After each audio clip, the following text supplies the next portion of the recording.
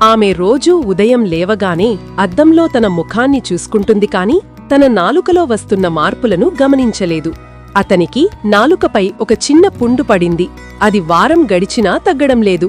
మనం సాధారణంగా నాలుకను కేవలం రుచి చూడటానికే వాడుతాం, కాని అది మన శరీరంలోని అనారోగ్యాలను ముందే హెచ్చరించే ఒక అలారం అని మీకు తెలుసా?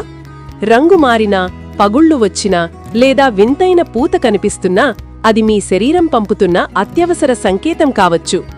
ఉదయం లేవగానే నాలుకపై పల్చని తెల్లటి పొర ఉండటం సహజం, కాని ఆ పూత మందంగా ఉండి బ్రష్ చేసినా పోకపోతే అది ఓరల్ థ్రష్ కావచ్చు. ముఖ్యంగా డయాబెటీస్ ఉన్నవారిలో లేదా రోగనిరోధక శక్తి తగ్గిన వారిలో క్యాండిడా అనే ఈస్ట్ పెరగడం వల్ల ఇలా జరుగుతుంది.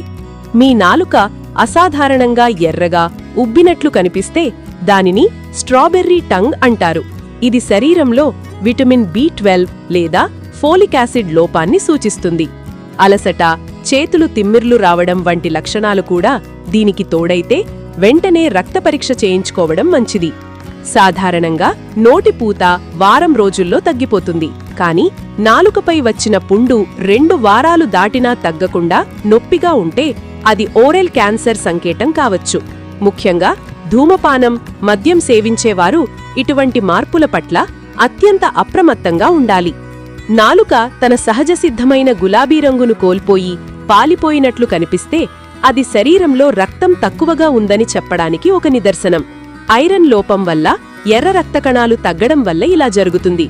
నాలుకపై లోతైన గీతలు లేదా పగుళ్లు ఉండటం సాధారణంగా ప్రమాదకరం కానప్పటికీ అక్కడ ఆహార పదార్థాలు చేరి ఇన్ఫెక్షన్లకు దారితీయవచ్చు.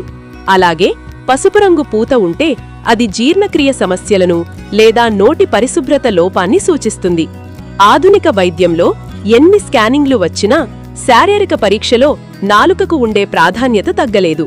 మీ నాలుకలో పైన చెప్పిన మార్పులు ఏవైనా కనిపిస్తే స్వీయ వైద్యం చేసుకోకుండా నిపుణులను సంప్రదించడం ఉత్తమం.